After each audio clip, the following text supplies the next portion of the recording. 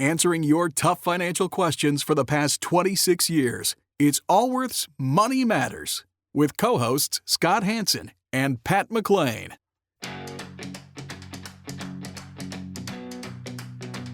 Would you like an opinion on a financial matter you're dealing with? Whether it's about retirement, investments, taxes, or 401ks, Scott Hansen and Pat McClain would like to help you by answering your call. To join Allworth's Money Matters, call now at 833-99-WORTH. That's 833-99-WORTH. Welcome to Allworth's Money Matters. I'm Scott Hansen. I'm Pat McClain. Thanks for being part of the program today. Both myself and my co-host here, we're both financial advisors, certified financial planner, chartered financial consultant. We spend our work days with people like himself, and we come here on the weekends to be your financial advisors on the air. And if you've been a listener for any length of time, you'll know that we are both practicing financial advisors, which means that we've got lots of experience as working with people just like yourself, individuals. Yep. Yeah, it's not a variety of different. It's not just theoretical. It is not just theoretical. And we are also principals of a large financial advisory firm with offices throughout, with great teams of advisors. Large being a relative term. Yes. Large not compared to, let's say, like a Merrill Lynch or a Morgan Stanley. Well, we're not, we don't manufacture products like those firms. We're independent advisory firms. But in terms of independent registered investment advisory firms, we are a fairly large We're firm. not conflicted by having products to sell. That is right. So, which is an ongoing. You know, it's interesting. We're going to hit calls here in a minute. If you want to join the program, our contact number to be part of the program is 833-99-WORTH. That's 833-999-6784. But we've been an independent firm, Pat, since 1993. And back then, the majority of quote-unquote financial advisors, I think they called themselves stockbrokers back then, were with the big firms, the big Wall Street firms, the names you can think about. And people would kind of scoff at us like, oh, we're not. Yeah, why aren't you with not clients as much as people in the industry. But as time has went on, what's happened is today there are more advisors that are independent than there are in those big firms. And those big firms, their ranks of advisors are shrinking every year, not growing. Because the business model, a lot of great advisors look at it, and they call them these, now the industry has this term called breakaway brokers. They break away from the big firms. Because they break away because a lot of them have these employment contracts and these forgivable loans such that it's hard for them to leave. Yes, right? But they try to put the hooks in. All kinds of hooks on them to keep them from leaving. But today there are more advisors that are independent. And I had a discussion with someone the last couple of weeks. They were inquiring about our firm or whatever. And he said something like, well, I don't like the idea that you use a third party, have to use a third party instead of just having it all in-house. You mean a third party custodian? Yes, like using it, because we use firms like Charles Schwab, Fidelity, TD Ameritrade. To custody our assets, not make the selection of the assets. That's correct. And the benefit for an investor, someone hit with the retirement savings, is that you don't have to worry about being sold some sort of product that the firm manufactures. Yes. I mean, it's one thing if you're shopping for a car, you go to the Ford dealership, you know that the Ford salesman is going to try to talk you into buying a Ford. If you go to Chevy, they're going to try to talk you into Chevy and give you all the reasons why Chevy's better than a Ford, etc. Ideally, you want a financial advisor that, if you think about it, if you're like buying a car, if you had someone who is a complete independent person who will say, this is the best car for your needs, that receives no compensation from any car companies. Then that's good. And that's so an independent advisor, that's kind of the relation. That's why there are more independent advisors today. Versus these old line firms, which often referred to in our industry as wirehouse firms. You think, wirehouse firms? Why did they call them a wirehouse firm? Well, if you think back 40, 50, 60 years ago, before the great telecommunications that exist, there would be a dedicated wire from that office to the New York Stock Exchange in order to people to make trades. And that's why they call them wire them in. There we go. All right, let's take some calls. Again, to join our program, 833-99-WORTH. Numerically, it's 833-999-6784. We are in Cincinnati talking with TJ. TJ, you're with Allworth's Money Matters. Hi guys. Hi, TJ. I'm 44. Hi, I'm 44, and I'm looking to take an early retirement. At Maybe 44? next year. Okay. Yeah. And I believe I've got enough money to make it work. The problem I have is that most of my retirement and savings is tied up into 401k. Okay. And I'm looking at, a long time to get to where it's unrestricted. And I didn't like the idea of doing like a 72T or, kind of the standard or substantially equal periodic payments. And I'm trying to figure out Why? how to optimize for my taxes. What didn't you like about the receipt? So under the IRS code 72 subsection T, you can take out what's called a series of substantially equal payments. Basically, you set it up so it's designed to last you to your dying day. Once you start it, you got to keep it that way till you're 59 and a half. You're allowed to do one modification in the future. And how much money do you have in IRAs and 401ks? Altogether about 1.2 million. And how much money? So you have outside of IRAs and 401ks? As far as saving in my taxable account, it's about 100,000. And how much income do you feel you need a year from your savings? About 40,000. And wife and children? I've got a long-term partner. My kids are off the payroll. I had them young. No, you like starting? Oh my gosh! So why? Let me. Kids are. You're 44. Your kids are already grown. Why? Wow. What did they call these? What did they call them? Fired? What was that term that was? Financial independent, retire early. Yeah. Yeah. So why do you want to leave the workforce? What is driving this decision? And this isn't a financial. This is just more out of curiosity. Yeah, absolutely. I don't absolutely have passion for my job. I get paid very well, compensated well. I've been there for 24 years. It's been a great company for me. But there's a lot of things I want to do that take time and health. And I don't see myself being able to necessarily do those things when I'm 65. So, ride my bike cross country or hike the Appalachian Trail. I've got a lot of travel I'd like to do. That combined with my parents aging, and I see my father, very quickly having some effects of Parkinson's. Yeah, I got it. All right. Okay. And so we hear you. Have you? Wait. One other question, Scott. Is your partner going to retire as well? Yes, and she's older than me, but she has less assets. So I would clearly, we're in a long-term committed relationship. She's got to have a leap of faith that I'm going to be taking care of her as well. And how much older? 11. And what do you owe on the home?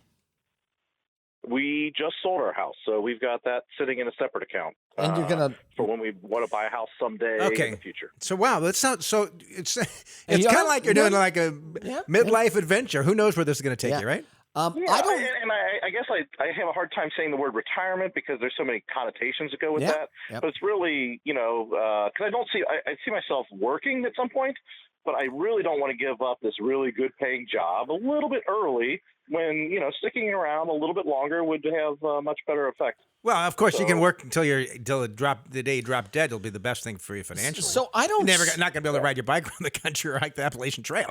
I don't see a way around anything using the 72T. Have you considered splitting your retirement accounts into more than one account? So you can take a 72. Let's say you took $500,000 account and did a 72T off that. Is that still allowed? I believe it is. I don't know. I don't remember. These were really common in the 90s. Yeah, but that used to be a technique. I don't know if they allow it anymore. Why do you think that they don't anymore? I remember legislation being passed that you had to take all of them into account.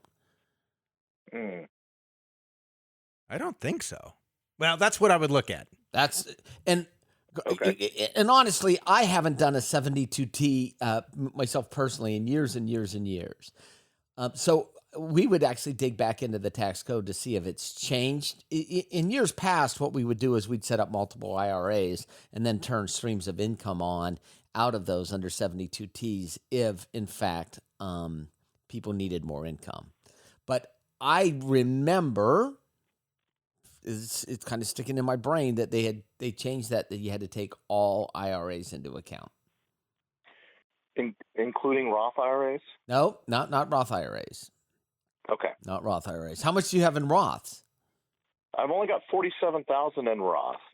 But the question is can I start some type of like a Roth conversion ladder that would, basically be similar to doing a 72T, if you will, paying the taxes on it without penalty, but having some flexibility. Yeah. Again, So here's doing the 72T. What I'm worried about is, I'm 6 years in, and I'm like, I want to go back to work, and now I'm still kind of locked into this, setup. So here's what I would look at, right? So that is exactly my concerns, exactly what you just said right there, which is, hey, if I start the 72T and then I change it, what happens?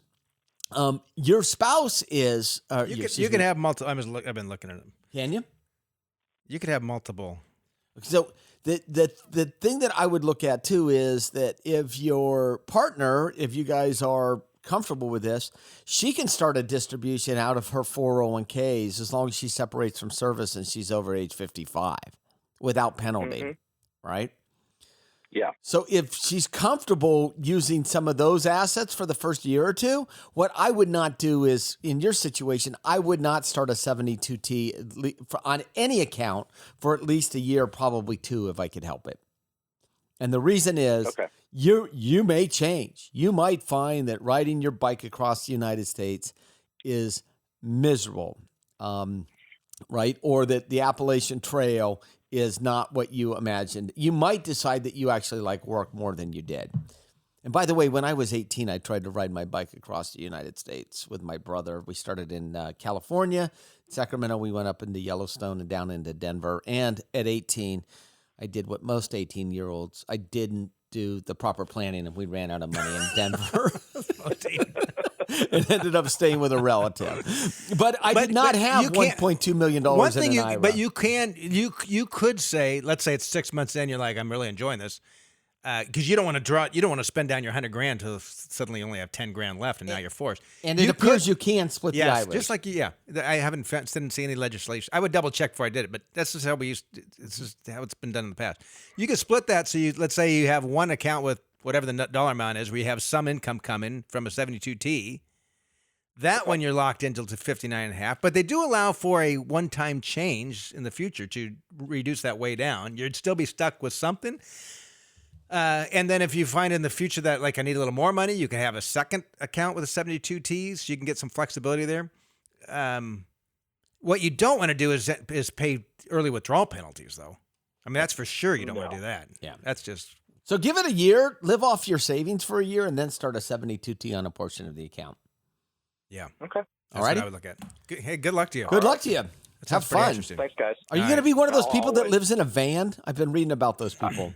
Yeah, I've already got the van. We just finished it up. Oh, what kind of van do you have? It's a Mercedes Sprinter. Oh, there you big go. One. You have the bicycles on the back? Really long. Bicycles on the back? I no, covet the bicycles those. are actually in the van underneath the bed. The bicycles are. Nice. I saw one. I'm jealous. I saw one I saw one this week at a grocery store, which was the Mercedes Sprinter vans. The I high love roof those things. bicycle. It had a mountain bike on the back. I'm not gonna ever get one, but I want one. So appreciate the call. Yeah, thanks. You know what? It sounds really appealing to me, but I know myself well enough that after about 3 days, I'd had it. Yeah, no. I mean, even on vacation, it was like after about a week, I'm like, all right, I could not live in a van for weeks on end. I couldn't. It would feel too much like Groundhog Day to me. I just know myself. Yeah, I don't know. Well, whatever. That's cool. What a great opportunity. That's your life. You know, it's interesting. We see younger people today taking breaks out of their career. I mean, TJ's 44, so I guess it's dependent on. But I've seen people in their 20s or 30s doing that. My daughter just this last summer, my oldest daughter, she went to Asia with her friend for a few weeks. Her friend was a couple years older, was a nurse, had been a full-time nurse for 2 years, saved some money, quit her job to take like 4 months off and travel. That's My nice. daughter joined her for a few weeks. But that kind of thing would be unheard of years ago. Maybe not. Maybe. I just think, is it just now that the communication's better and we're actually listening more, or was it unheard of? I don't know. I don't know. All right, let's continue. And part of the thing is, Scott, the reason people are really, I think, willing to do that is the unemployment numbers are so low, they know they can come back to a job. If the unemployment numbers were 10 or 12%. She was a nurse. If she was like so lucky she had a job, it'd be a different situation. Yeah, but now she knows, and the chances of me coming back and getting a job are pretty good. Unemployment numbers are extremely low. Which means that you could quit. People are more mobile in a low unemployment number than they are otherwise. All right, let's continue on with calls. 833-99-WORTH is the number. 833-999-6784. We're talking with Jeff. Jeff, we're with Allworth Financial, Scott Hansen and Pat McLean. Yeah, hi. Thanks for taking my call. I just had a question regarding HSA accounts. Yep. Okay. My wife works at a county that has a high deductible health plan, that she has an HSA account. And I'm curious about the tax advantages.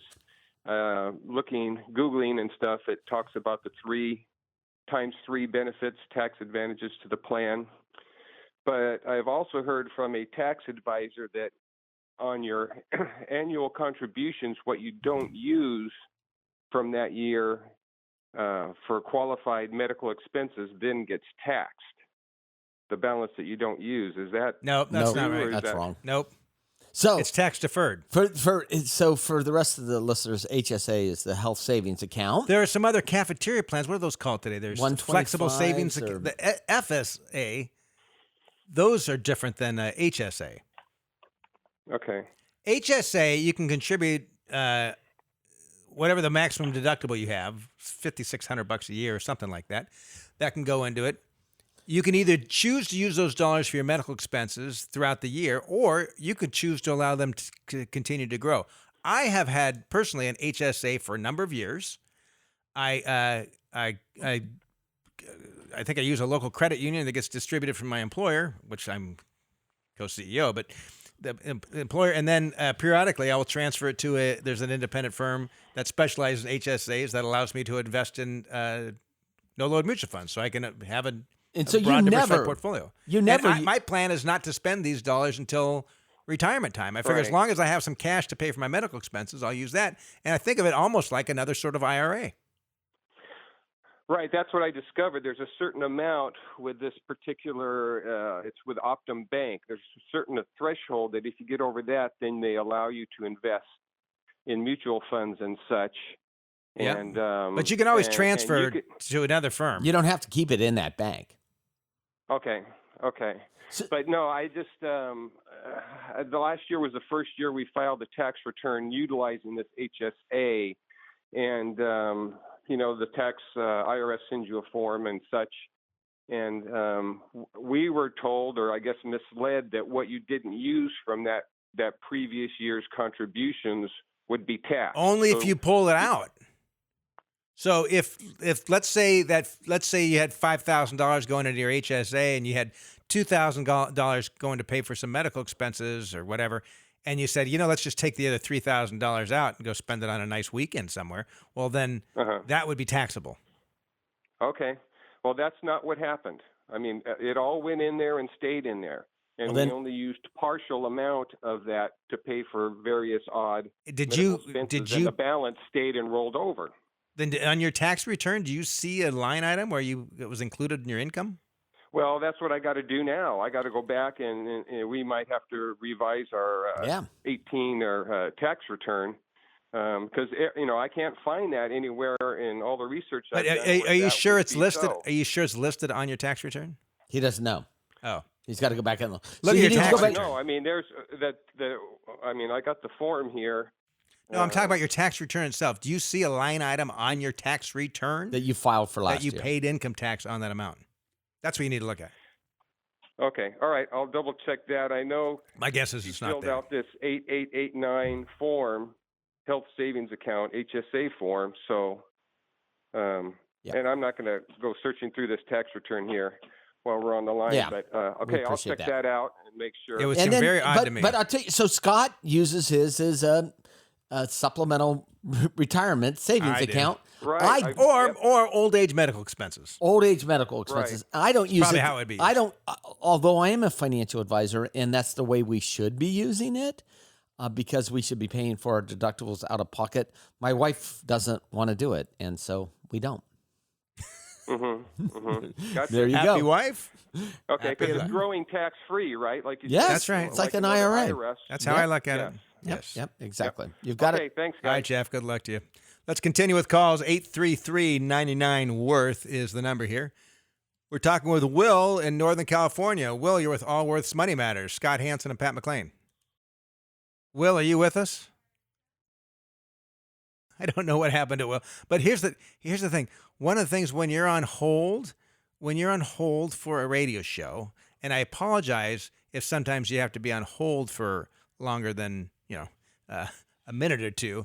But when you're on hold for a radio show, the unfortunate thing is you have to be in a position where you're prepared to start talking when the hosts are ready for you. So, do you ever call into radio shows, Scott? Have you ever called into a radio show? Other than being a guest, have you ever called in? I was on Rush Limbaugh's show 8, 9 years ago, something like that. You called Rush Limbaugh. I was on his show, actually. And 9 years what'd you talk ago. about? I don't remember. Oh. I don't remember if I would disagree with him or agree with him. I don't listen to much. I don't tend to listen to those kind of talk shows. And I apologize to the stations that are airing this program if they run Rush's program. But When I was a waiter back in college, he used to come into the restaurant I worked at quite regularly, and I'd wait on him. And he was a nice enough Rush? guy. Yeah, nice enough guy. because he got to start in Sacramento Yes. years ago. All right. Let's now go to Charlie then. Again, if you want to join the program, 833-99-WORTH.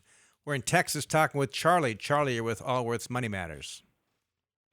Hey, Scott and Pat. Thank you for taking my call. Hi. So I've been a listener for about 2 years now. First time caller. Good, thank you. Actually found your podcast by accident. I was looking for a podcast by Larry Burkett, and somehow Money Matters came up, and I've been listening ever Is Larry since then. Burkett still alive? No, he's not. Oh. But I was looking for. I didn't know that at the time. Okay, I was going to say, but, wow. But his ministry is right. Popular He's been around, podcast program. Yeah. So, okay. So my question is concerning a deferred comp plan of 457.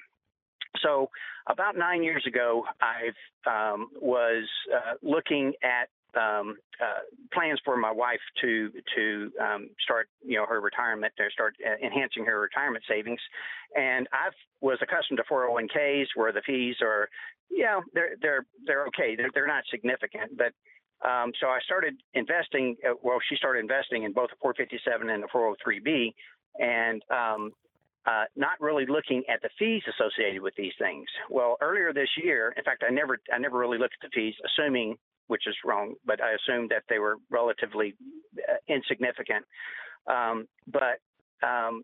So earlier this year, I received a notice that the fees were going to increase by 50%, and the cap, which used to be there at $150,000 in savings, was going to be removed. So not only was the charge associated with the plan itself going to increase by 50%, but there was no longer going to be a cap. Of course, after that, then I stopped everything going to the 457, and everything's going to the 403b now. But my question is there a way to move money out of a 457, the deferred comp plan, prior to retirement? Or prior to her leaving her position. Age 59 and a half. Okay, and she's not there. Yeah. Yep. And what are the fees? Is this a small county or something? Small municipality or something? No, it's Dallas area. So how what are the fees? How big are they on the 457? Well, they went up from 0.006% to 0.009, and we do our own determination of where the investments are and stuff like that. And so I'm not sure if that's significant, but compared to the 403b, which is, like a flat $5 a month for the management fees, it's quite a bit more. Oh, I think you're missing something there. Yeah, I might be missing something. Yeah, there must be some Yeah. underlying mutual. Yeah. If it is less, if it's 0.006, And it goes to 0.009? That's cheap. A month. A month. A month? yeah, but it doesn't matter if it's daily or it's an annual. That's an annual. Yeah. Because that would be... Yeah, no, I calculated it, and that's a monthly cost. And how much is it costing a dollar basis per the end of the year?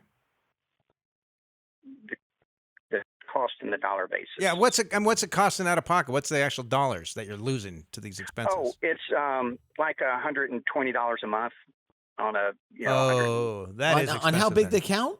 Well, there's no About management. There's no 180. management. Well, 150. It was 150 whenever I was looking at I it. think maybe we either A, stop contributing, or two, lobby the employer saying, look, we're not going to put up with this. You're the employer. You bear the cost. Don't push it onto us. I mean, that's what's happening. They're pushing the cost on the employees. Say, look, there's a fringe benefit you're adding. You bear the cost. That's what I would, and unfortunately, you don't have any other options other than that. So we're going to take a quick break. This is Allworth's Money Matters. Stick around for more. Can't get enough of Allworth's Money Matters? Visit allworthfinancial.com/radio to listen to the Money Matters podcast. Do you have a financial question that needs answering? Call us at 833-99-WORTH. That's 833-99-WORTH. Welcome back to Allworth's Money Matters with Scott Hansen and Pat McLean. Glad you are with us. And if you want to join us with a question, 833-99-WORTH gets you to Scott Hansen and Pat McLean of Allworth. And we are in Northern California talking with Craig. Craig, you're with Allworth's Money Matters. Oh, thank you for taking my call. Yeah, you bet. Long-time listener. And quick question for you. My daughter just turned 16, started a job, and I'm trying to teach her to save at least 15% for long-term. So 50, 60 years from now, she has some, nice nest egg. And I'm trying to find out what would be the best way for her to, once she gets, because after working this summer, she has close to $2,000. So I know you can get in savings? Yeah, we put it. Everything goes in the bank. Well, you said you want to encourage her to save 15%. Did she make that much? That $2,000 is 15% of her earnings? No. Oh. No. Some of I was that going to get from excited for a prior- 16-year-old. I'll have to come talk to my kids. No. but- No. Some of that's from prior years. But now, she has a regular job, not the babysitting and all Right. the other stuff she's done. But now she has a regular job. And so I know at that level you can start investing in some things. And I was thinking a Roth 401 or a Roth IRA Yep. type thing. Or That's Yes. what Yep. I had my kids do at that age. And you had them, buy the total market? Or Uh, the S&P 500? Actually, I think when I first started, I used Vanguard, and I might have used a life cycle fund because the minimum was too low. But I think they've lowered the minimum since that time. Oh, that makes sense. okay. But I think a Roth IRA is brilliant. And sometimes, and we'll encourage some clients and whatnot to maybe match their kids' contributions or stuff like that. Because it's such a great planning opportunity, that Roth IRA, that, I mean, we've seen some people, they say, like, look, I know my kid's going to inherit some of my money. If I have an opportunity to fund a Roth IRA now when they're younger, even if they don't want to fully fund it, I'm going to fund it anyway because it's just a good long-term tax planning strategy. So I think the Roth IRA is perfect. And then she can contribute, like if I was going to do what you maybe suggested, because I was thinking that because I've listened to you before of, she puts in 1,000, I can maybe come up with 1,000. Yes. But she can come up to as much as she makes in the year. Is that correct? That's correct. So if she had, W-2 employment or 1099 employment, that was $2,700 for the taxable year. The maximum she can contribute to a Roth would be $2,700. Okay. And then the next question, it's my part of it, I guess, is there anything that's going to happen when I come up to taxes now that she has a job? I mean, I know she has to file her taxes, but she's also a dependent. I mean, she's not paying for herself. Yeah, so she's still a dependent. It's not going to have an impact on you. Her tax liability will be very negligible because she has very little income. She'll get a refund for most of it, except for the FICA taxes. Yeah, so actually what we do with our kids is actually when we fill out for their withholding, we take exempt. That's what I do with my children. Okay. So that there's there's no withholdings off of their check. That's great. She'll Exempt. she'll like my contributions, I guess. Yes. Good, yeah. Yes. Well, it's a way to encourage her to save, too. Yeah. And it's a great tax planning technique. Appreciate the call. Yeah. All right, well, And congrats that she's thank got a you real very job for a 16-year-old. You know, it's interesting, Pat. There are some kids now, it's harder for young people to get jobs, in part because one is, I'm not going to get political, but the higher the minimum wage goes, the less likely someone wants to take someone who has zero work experience and train them. We've interviewed people for work here that have college degrees, graduated college, and have never had a job. Yes. I encourage my kids. Well, I shouldn't say I encourage them. I strongly encourage my children to get jobs in high school, every one of them, and in college. My first child, when he went to college, I said, I don't want you to work. I want you to get the full college experience. And he said to me, hey, this stuff creates a lot of free time, which isn't necessarily a good. Yeah, do you really? What part of the college experience do you really want me to have? Which is going to help me? So he pointed out that he would be able to work at least 10 to 20 hours a week in college without any problem. And since then, all of my children have. So my oldest daughter played sports, so she didn't really have the time. Then coached. She had coaching jobs all through college. That's hard. It takes time. And my son is a senior at this year, and he has a job at Best Buy. Oh, he does? Yes. Continuation, which he did in high school. Does he still have the long hair? Didn't he have the long hair? When was the last time you saw my kid? It must have been years. Yeah, it was a while ago. No, he's got pretty short hair now. He does. So he's got the. Does he wear a tie at the Best Buy? No, they wear like polo shirts that say Best Buy. Oh. Ask me how or something. I don't know. Oh. Does he like the Best Buy? Is it truly the Best Buy? Well, what is interesting, when he was extremely liberal in high school. Like, Bernie Sanders probably wouldn't be liberal enough for him, right? And then he had this job, his first real job at Best Buy. And he says, Dad, this is so ridiculous because I could be in the middle of helping somebody with their home entertainment system. And if it's my lunch break, I have to go on break. I can't finish helping them out. And he's a commissioned salesperson? Does he get a commission? No, there's not really, but I said, that's the labor law. Of course, you have to take a lunch break. It's the law. You have no choice. So that's ridiculous. I'm like, well, that's how it is. Then he saw someone else who had really worked the system and lost their job. Was not on anyway. That's the way he put it. No way this guy should have been hired, but somehow he got his job back. And when he got his job back, this lazy guy didn't do anything. Someone else had their hours cut. He watched some single mom. He watched literally a single mom's hours get cut because this guy that nobody wanted back, they were forced to take him back, and they start complaining how horrible these laws. So he's no longer the liberal? No. He's actually quite apolitical now. Oh? Didn't he study political science? No, he did at first. He's lost interest in it all. He's been. Oh. I think he realizes that it's humanity, right? We're just people, and that's not. I don't care how well you want to think about where we might somehow progress to. He realizes that you take broken people and you throw them in a system, you're not going to have a perfect system because we're broken people. But I don't want to get political. I'm just stating my son's journey. Okay. Because personally, when you can guess whether Scott is liberal or conservative. Well, you know what? I try to be, years ago, we'll get back to the calls here. Years ago, I had a client, he was an artist, did sculptures and stuff. And I really enjoyed him. And we're talking, and one day he says, Scott, where are you on the political spectrum? I'm thinking, how do I answer this question? Because I want to honor this person and do the right kind of planning. And I said, where might you suspect I'd be? Well, you're a financial guy, you're probably on the conservative end of things. I said, that's fair. I said, if I were looking for an artist, and I found an artist that was super conservative, I probably would not hire that person. I said, just the way. Yeah, just the way people think. Yeah, I would expect someone with that kind of creativity. Just, I don't know why, but that's just. We both had a laugh. That's actually, but until you visit a conservative artist compound, I'm sure they're everywhere. I'm sure they exist. They're everywhere. They're conservative artists. I did have my photo taken with Bernie Sanders at the airport a few weeks back, We should post that to the website. No, I don't know. And I guess we're talking about it now. But I'm in. We're going to get back to the calls. I'm in line at Southwest, flying from Denver to Sacramento, midweek, kind of late at night, and I see it's Bernie Sanders, like 5 people in front of me. How'd you recognize him? Oh, come on. And there's an entourage of people around him, his handlers or whatever, and about to get on a Southwest flight. Although it wasn't business select. It was. It wasn't near the back. Uh-huh. Or the middle of the plane. Maybe he has Business. enough miles. I know, whatever. So I'm sure he does. And the gal next to me was waiting in line. I see her go up and get a picture. She's a young gal, all excited to Bernie Sanders. I'm like, I can't miss this opportunity.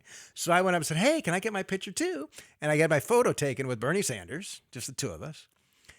And I didn't say anything to him because I didn't really know what to say. Because Yes. it was actually the next day he was talking about he's going after Wall Street, going after the insurance companies, going after the damn 1%. That'd be interesting to see how the world operates when you take away the banking system, insurance system, and the wealthy. Yeah, which actually were created by people, by the way. Yeah, that's true. Anyway, so then I decided I never post on Facebook, but I decided to post on Facebook, Sanders Hansen 2020. I offered my services to Bernie Sanders. And of course, most people who are friends of mine obviously knew that I must have been joking, but I did have a number of people reach out, some who aren't on social media that heard about it third hand. Scott Hansen's now running with Bernie Sanders. No, they didn't. Oh, I swear to you. I'm like, Did you actually raise any money for your campaign? no, I didn't raise any money. But, All right, let's get to the calls. all right. That's your brush with greatness, Scott. That brush with greatness? Brush with greatness. It's like meeting a celebrity. Oh, unkempt. Slightly wrinkled. Angry. He's angry. Celebrity. I don't know how much of it's angry or how much is theater. I don't know. Whatever. Whatever. I It's don't working think- for him. I don't think he's going to be our next president. I don't believe so, but it's working for him. All right. To be part of the program, 833-99-WORTH is the number. That's 833-99-WORTH. We're talking with Karen. Karen, you're with Allworth's Money Matters. Hi, good morning. Thanks for taking my call. Yes. I have a question for my son. He's actually doing a residency. I wanted to ask you, what should he do with his loans? He has currently about $211,000. So we're getting different information that they're saying start paying off a little bit, or they're saying reconsolidate and then make a payment that way. Or some people are saying what's lump sum. So I'm confused. So there's when we talk about reconsolidating a loan, right? Actually, someone that works for us at Allworth came to me recently, a young lady, and she had some student loans, and she said, "I'm thinking about reconsolidating these student loans. What do you think? Should I do it or not?" And I didn't answer yes or no. I said it depends, and the reason it depends is what's the cost of money on each one of the loans. So when we talk about reconsolidating, it doesn't mean reconsolidating everything or nothing. It could be somewhere in between. Okay. So what's the interest rate? So what's the interest rate on the loans? How long are they and what the terms are? Because they're simple interest loans, you would only consolidate those loans that have higher interest rates than the ones that you're consolidating into. That's rule number one. Okay. So A bigger issue, though, Pat, and I'm going to throw this out here. I was going to get there. I think I was going to get there. So 10 years ago, the Congress came up with, was it Congress or was it one of those presidential fiats, whatever you want to call them now, that within certain types of industries, after a certain number of years, your loans will be forgiven. Within 10 years, if you're working for a nonprofit, if you're working for the government, 10 years, it's going to be forgiven. For the rest of people, in 20 years, it's going to be forgiven. It's been 10 years. There's thousands of people that have said, hey, I've done my service. It's 10 years. Forgive these things. And the percentage of forgiven loans is like less than 1%. It's unbelievably low. Because whether you're a supporter of the program or not, what irks me is when the government lays out these. But there was never guidelines around it. That was the problem. They put out this is what it's going to happen, but they didn't say what you had to do to qualify. And now people are getting there and they say, "Oh, sorry, you should have checked box B, not box A 10 years ago." Too bad. So what we don't know is whether these loans will be forgiven. Now he's in his residency, so he's, I mean, assuming he worked for a nonprofit hospital chain, which that he may. I wouldn't be in a hurry to pay any of these off, given the current political environment.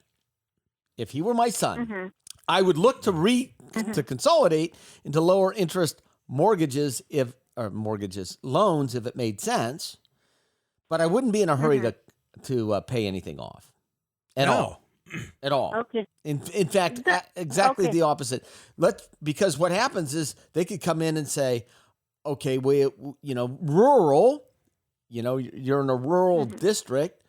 That's right. There's already and who knows what. And some of these districts saying we'll pay your loans off if you come work for us. Correct. So I wouldn't be in a hurry, and I would reconsolidate the ones that make sense too, which is the higher interest loans than there are today.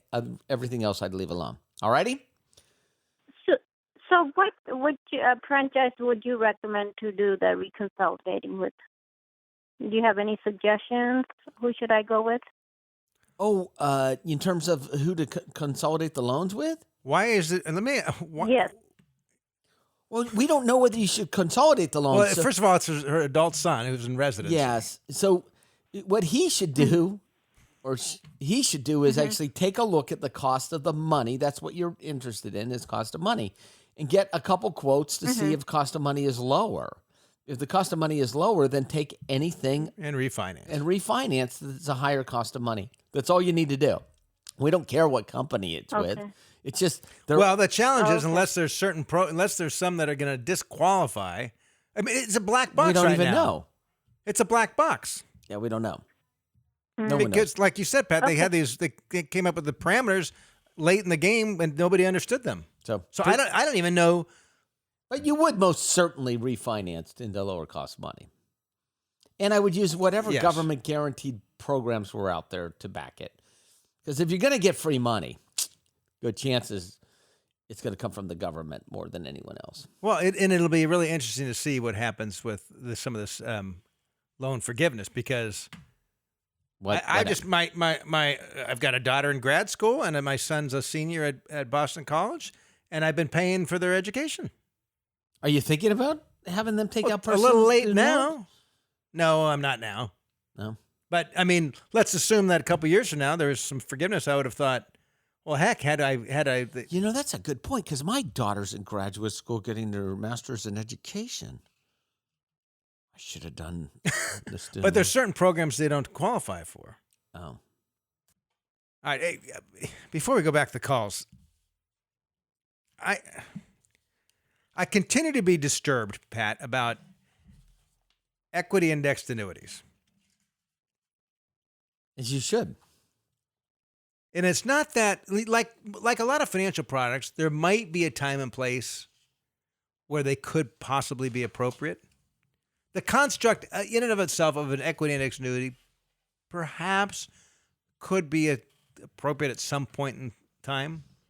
But for the 99% of the time and the 99% of the products that I've seen out there, they're just crap.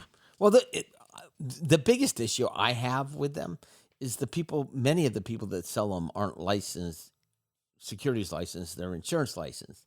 And the mere fact that you can actually sell something that is somehow tangentially connected to the markets, stock market, which in any other world you'd have to have a securities license to even talk about, or you'd have to be a registered investment advisor, isn't the case. You bring up an interesting point.